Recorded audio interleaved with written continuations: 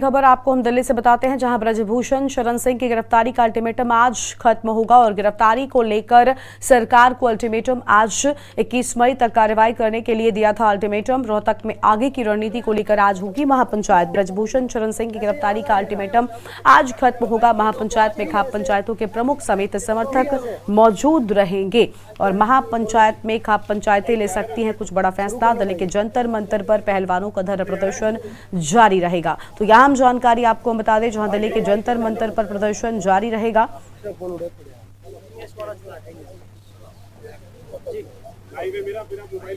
और यहाँ खबर आपको हम बता रहे हैं, जहां पर प्रदर्शन जारी रहेगा।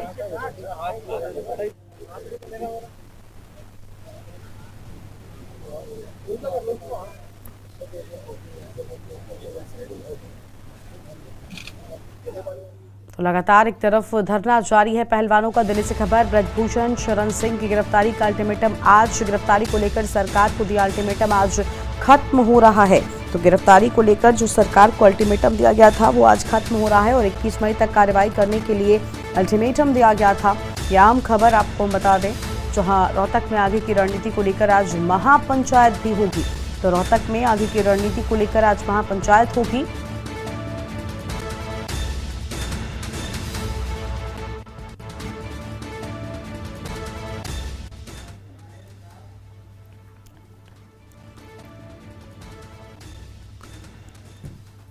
और इसी खबर पर अधिक जानकारी के लिए हमारे साथ प्रवीण गुप्ता जुड़ चुके हैं। प्रवीण, आज अल्टीमेटम खत्म हो रहा है, ऐसे में अब जो महापंचायत हो रही है, क्या लगता है आगे की रणनीति किस तरह की हो सकती है पहलवानों की?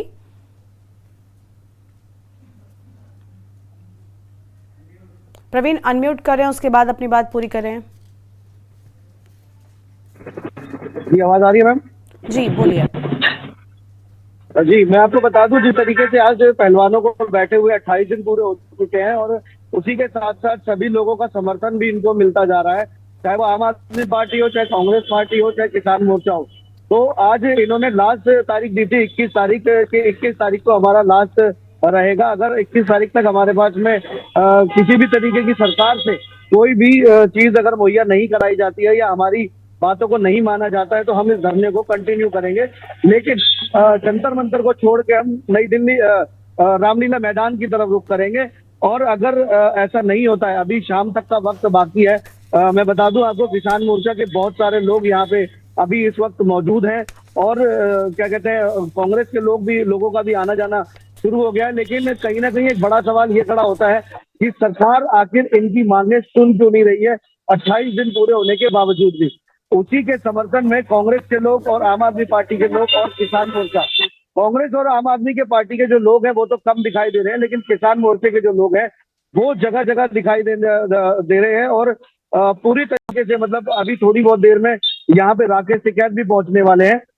उसके बाद में इन लोगों की महापंचायत होगी और पंचायत में निकल के फैसला सामने आएगा कि आगे ये धरने को कंटिन्यू किस तरीके से करना है। एक गांव से या एक शहर से लोग नहीं आ रहे हैं यहाँ पे करीब हजारों गांव से लोग यहाँ पे आना शुरू हो गए हैं। लेकिन पुलिस ने इतनी सख्ती कर रखी है यहाँ पे कि पूरी जंतर मंतर को 1 किलोमीटर का जो दायरा है उसको पूरे तरीके से पूरा छावनी में तब्दील कर दिया है कि किसी तरीके का बवाल या हंगामा या कुछ यहाँ पे ना देखने को मिले। क्योंकि जिस तरीके से पिछली बार हमने देखी थी तस्वीरें, किसानों ने बैरिकेड को तोड़ दिया था और बैरिकेडों को तोड़ने के बाद में बैरिकेडों को घसीटते हुए अंदर तक लेके चले गए थे। तो उसको देखते हुए चौकसी भी यहाँ पे बढ़ा दी गई है और अब देखने वाली बात यह है कि किसान कितनी तादाद में यहाँ पे आते हैं, या जिस तरीके से राकेश टिकैत ने कहा था कि अगर 21 तारीख तक हमारी बात नहीं मानी जाएगी तो 4 लाख ट्रैक्टर पूरी दिल्ली को घेर लेंगे और पूरी दिल्ली में फिर से वही हंगामा होगा जो हंगामा किसान मोर्चा में हमने देखने को मिला था। दोबारा हमें अगर तिरंगे की जगह कोई और झंडा हमें फहराना पड़ा तो हम अपनी बात मनवाने के लिए वो तक करेंगे। जी बिल्कुल प्रवीण, देखिए आज अल्टीमेटम खत्म हो रहा है और जिस तरह से पहलवानों को समर्थन की संख्या बढ़ी, फिर चाहे वो राजनीतिक दल हो या फिर किसान और खाप पंचायतें ही क्यों ना हो, इस सब के बाद इस आंदोलन ने जोर पकड़ा और राकेश टिकैत ने कहा था कि जब तक गिरफ्तारी नहीं होगी तब तक ऐसे ही आंदोलन चलता रहेगा और जरूरत पड़ी तो और ज्यादा बड़ा होगा यह आंदोलन। ऐसे में क्या लगता है कि अब क्या सरकार की मुश्किलें भी बढ़ सकती हैं, क्योंकि आज अल्टीमेटम खत्म होगा, महापंचायत आज से ही शुरू हो गई है, यानी मैसेज बिल्कुल साफ है कि गिरफ्तारी नहीं हुई तब तक आंदोलन और तेज होने वाला है। जी मैं आपको बता दूं, जिस तरीके से सरकार की मुश्किलें तो बढ़ेंगी ही बढ़ेंगी, क्योंकि पिछली बार भी जो किसानों की लड़ाई थी वो सरकार के खिलाफ थी, लेकिन 11 महीने बीतने के बाद सरकार को ही आकर घुटने टेकने पड़े थे। तो कहीं ना कहीं अब इस जो पहलवानों का मुद्दा है उसके अंदर क्या कहते हैं, किसानों ने अपना साझेदारी रख दी है, और साझेदारी के साथ साथ अब पंचायतों का मामला यहाँ सामने आ गया है कि जो भी पंचायतें फैसला करेंगी, जो पहलवानों के बड़े बुजुर्ग इनके साथ धरने पे बैठे हुए हैं वो फैसला करेंगे कि अब आगे की रणनीति किस तरीके से तय करनी है। धरने को कंटिन्यू करना है या धरने को खत्म करना है, या कुछ और तरीके से इस धरने को किसी कुछ नए तरीके से करना है, या जंतर मंतर छोड़ के अब सीधा रामलीला मैदान की तरफ रुख करना है। ये सारी चीजें शाम तक साफ हो पाएंगी। और ये लगा लीजिए कि अगर चीजें शाम तक साफ नहीं होती है तो हो सकता है कि दिल्ली पुलिस इस पे कड़ा प्रहार भी करे, हो सकता है इन्हें हटाने की कोशिश भी की जाए, हो सकता है इनको यहाँ से भगाने की कोशिश भी की बिल्कुल। जाए। लेकिन प्रवीण, जिस ऐसा ही तरीके से अभी साफ तौर पर अल्टीमेटम दिया गया था आज वो खत्म हो रहा है, लेकिन ये जिस तरीके से एक्शन मोड में दिखाई दे रहे हैं, जरा सा भी कोई हिलाहवाली नहीं हो रही है, प्रदर्शनकारी लगातार अपनी मांग पर डटे हुए हैं। ऐसे में क्या लगता है, अब जब अल्टीमेटम भी खत्म हो गया, एक तरफ सरकार भी इस सबको लेकर परेशान है, लेकिन दूसरी ओर क्या ब्रजभूषण शरण सिंह की भी मुश्किलें बढ़ेंगी?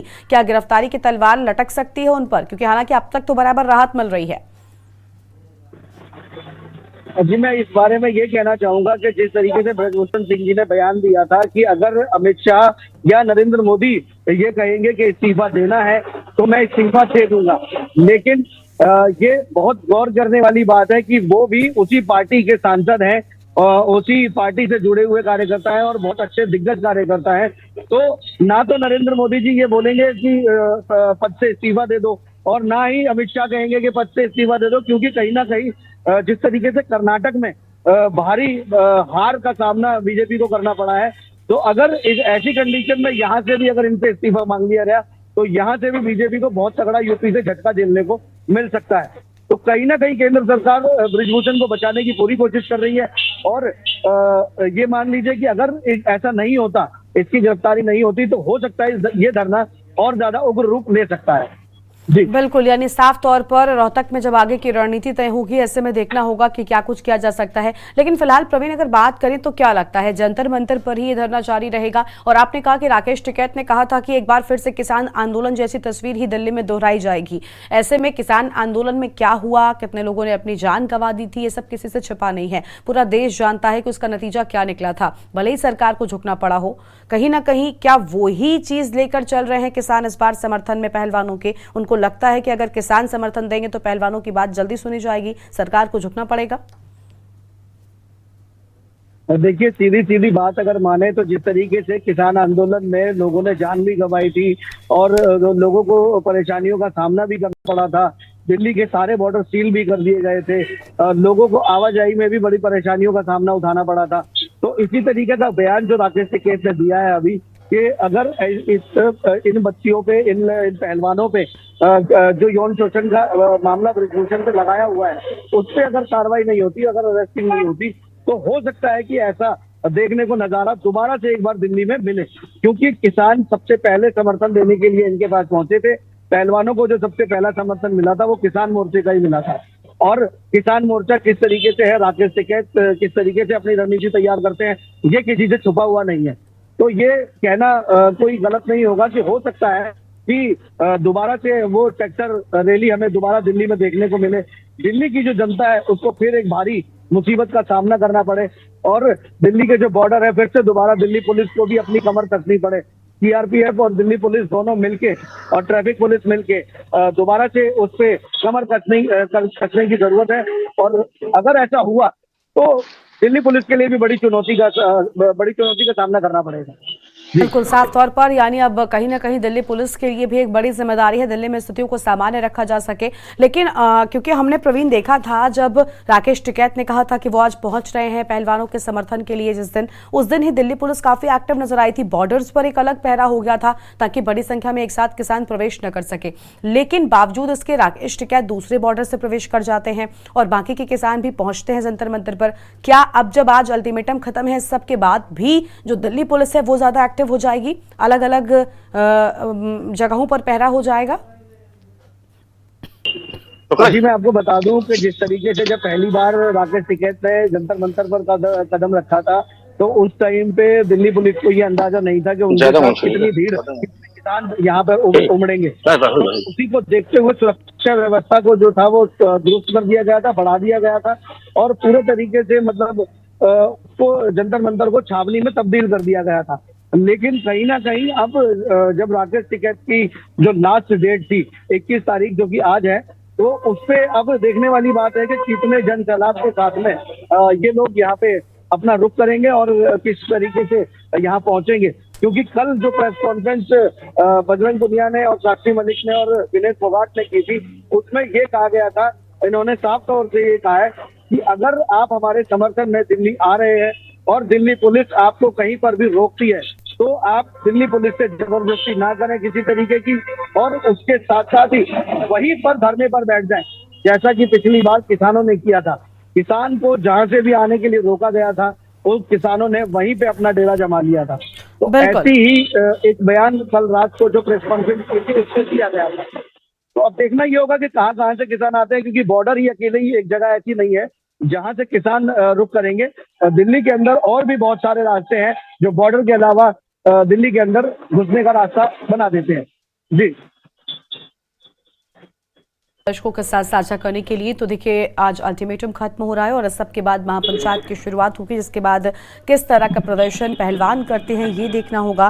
फिलहाल आज जो गिरफ्तारी के लिए अल्टीमेटम दिया गया था वो खत्म हो रहा है और अब रोहतक में आगे की रणनीति को लेकर महापंचायत होगी। बहुत शुक्रिया आपका प्रवीण हमारे साथ जुड़ने के लिए। तो यहाँ हम जानकारी आपको बता रहे थे दिल्ली से, जहाँ ब्रजभूषण शरण सिंह की गिरफ्तारी का आज अल्टीमेटम खत्म हो रहा है और ऐसे में देखना होगा कि आखिर अब क्या कुछ आगे निकल कर सामने आता है। फिलहाल सरकार को दिया अल्टीमेटम आज खत्म हो रहा है, ये अहम जानकारी आपको हम बता रहे हैं।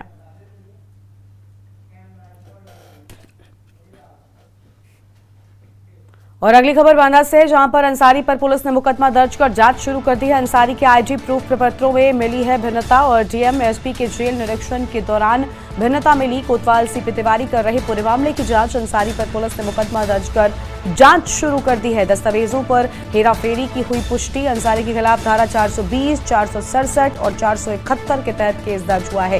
केस दर्ज होने के बाद जेल में बढ़ाई गई सतर्कता। डीएमएसपी की जेल निरीक्षण के दौरान मिली है भिन्नता। कोतवाल सीपी तिवारी कर रहे पूरे मामले की जांच और सीसीटीवी कैमरों से बंदियों पर रखी जा रही है कड़ी नजर। मंडल कारागार बांदा का यह पूरा मामला है, जहां दस्तावेजों पर हेराफेरी की पुष्टि हुई है और अंसारी के खिलाफ धारा 420, 467, 471 के तहत केस दर्ज किया गया है। पंकज त्रिपाठी हमारे साथ जुड़ चुके हैं। पंकज, केस दर्ज होने के बाद अब जेल में सतर्कता बढ़ा दी गई है। कहा जा रहा है कि पैनी नजर रखी जा रही है इन सभी बंदियों पर। जी मैं आपको बता दूं कि मैं इस समय बांदा मंडल कारागार में ही खड़ा हूं। मैं आपको दिखा दूं, जस्ट बांदा मंडल कारागार के ठीक सामने गेट पे खड़ा हूं। जो मुख्तार अंसारी 5 बार विधायक रह चुका, मऊ निर्वाचन क्षेत्र से 5 बार विधायक रहने के बाद अप्रैल 2021 से इस बांदा मंडल कारागार में बंद है। जबकि बार बार डीएमएसपी के औचक निरीक्षण किए जाते हैं। औचक निरीक्षण के बाद भी कहीं न कहीं प्रपत्रों में गड़बड़ी पाई जाती है। उसको लेकर मुकदमा मुख्तार अंसारी के ऊपर दर्ज किया गया है। जी बिल्कुल साफ तौर पर, लेकिन क्या लगता है, एक तरफ जहां सरकार माफियाओं की कमर तोड़ने का लगातार काम कर रही है, पूरी तरीके से उन पर नजर बनाए हुए, और ऐसे में ये एक और एक्शन सरकार की ओर से माफिया मुख्तार की मुश्किलें बढ़ा सकता है। जी मैं बिल्कुल आपको बता दूं कि मुख्तार अंसारी की मुश्किलें बिल्कुल बढ़ती हुई नजर आ रही हैं। जैसा कि आप देख पा रहे हैं कि सुरक्षा व्यवस्था कितनी तगड़ी हो चुकी है, फिर भी सुरक्षा व्यवस्था के बाद आप देख लीजिए कि प्रपत्रों में हर बार गड़बड़ी पाई जाती है। तो कहीं ना कहीं मुख्तार अंसारी की मुश्किलें बढ़ती हुई नजर आ रही है। जी बिल्कुल साफ तौर पर, यानी जेल के अंदर भी सुरक्षा बढ़ा दी गई है। और हेरा फेरी को लेकर जो बात सामने आई थी, क्या लगता है पंकज कि अब जब इन पूरे मामलों में जांच होगी तो कई जेल के कर्मी भी इसमें मिले पाए जाते हैं, उन पर भी गाज गिर सकती है? जी मैं आपको बता दूं कि एक चीज और बता दूं कि अभी देर शाम कल जब मुकदमा मुख्तार अंसारी के ऊपर लिखा गया तो 4 धाराओं में लिखा गया, 420, 467, 468, 471, एक धारा और बढ़ा दी गई और अज्ञात लोग भी उसमें शामिल किए गए।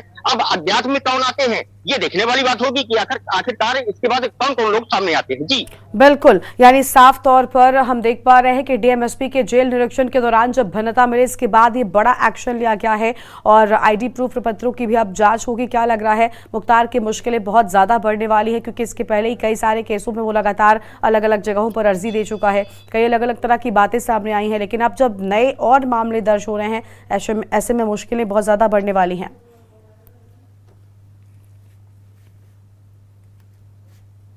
जी आवाज आ रही है मेरी? जी, आपकी आवाज आ रही है। जी मैं आपको बता दूं कि ये जांच शहर कोतवाल को सौंपी गई है।